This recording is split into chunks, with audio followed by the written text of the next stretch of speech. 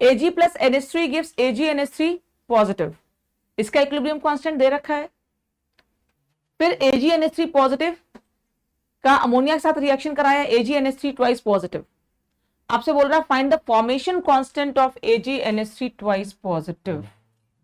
अब इस क्वेश्चन में एक नया टर्म यूज कर दिया, क्या यूज कर दिया? Formation constant.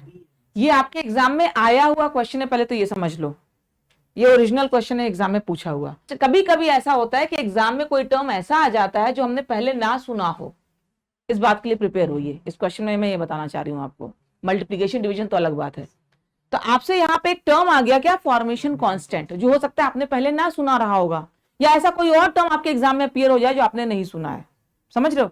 तो फॉर्मेशन कांस्टेंट आप उससे डिकोड तो करिए। फॉर्मेशन कांस्टेंट यानी उसके बनने का कांस्टेंट, यानी वो इक्विलिब्रियम कांस्टेंट क्या है? एक इक्विलिब्रियम रिएक्शन है उसका के, उसी को हम इक्विलिब्रियम कांस्टेंट बोलते हैं। अब मान लो वो जो रिएक्शन है उसमें कोई चीज बन रही होगी, तो वो उस रिएक्शन के लिए क्या? वो फॉर्मेशन रिएक्शन।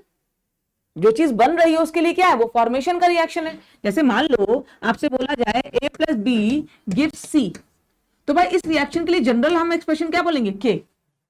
क्या इसी के इक्विलिब्रियम कांस्टेंट को हम फॉर्मेशन कांस्टेंट ऑफ C बोल सकते हैं? भाई C बन रहा है, किससे बन रहा है? A प्लस बी से, तो इसके इक्विलिब्रियम कांस्टेंट की जगह इसको हम क्या बोल सकते हैं? Formation constant provided. अब यहाँ पे एक कंडीशन है, फॉर्मेशन की बात कब करते हैं? जब वो जो कंपाउंड बन रहा है, आपको जिन लोगों ने थर्मोडायनेमिक्स पढ़ चुका है, थर्मोकेमिस्ट्री पढ़ लिया, उनको आइडिया होगा कि जो चीज बन रही है वो कहां से बन रही है?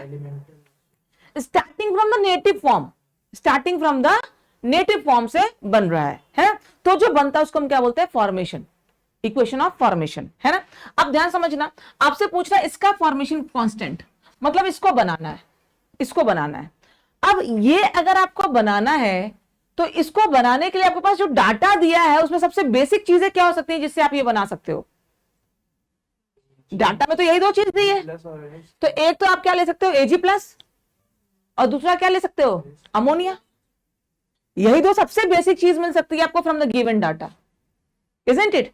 आपको ये बनाना है, इस डाटा से सबसे बेसिक कौन सी चीजें ले ले जिससे ये बन जाएगा? तो एक तो सिल्वर ले लो Ag प्लस आयन, और दूसरा क्या ले लो? अमोनिया। तो सिल्वर और सिल्वर प्लस आयन और अमोनिया को लेकर के आपको ये बनाना है, यानी फॉर्मेशन का इक्वेशन हम क्या लिख सकते हैं? Ag plus plus 2NH3 gives AgNH3 twice positive.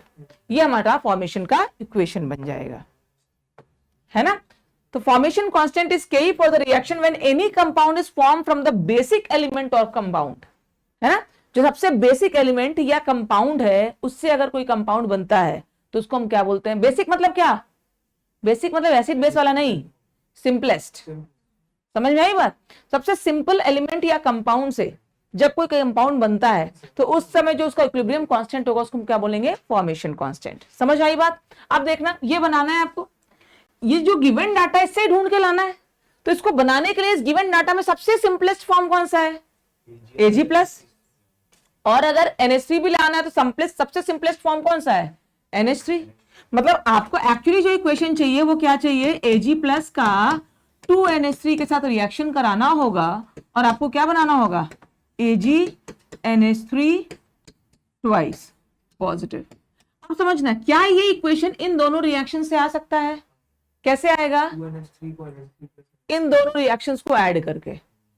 When you add equation 1 and 2 क्या होगा? ये वाला साइड से कट जाएगा, फिर क्या होगा? Ag plus plus 2NH3 gives AgNH3 twice. मतलब बेसिकली इस क्वेश्चन में क्या करना था आपको? इन दोनों इक्वेशंस को ऐड करके ये फॉर्मेशन का इक्वेशन बनाना था, और फिर आपको फाइनल इक्वेशन के लिए K बताना है। तो ये फाइनल इक्वेशन कैसे आया? इन दोनों को ऐड करके आया, तो इसका K क्या हो जाएगा? K1 into K2। समझ आ गई बात?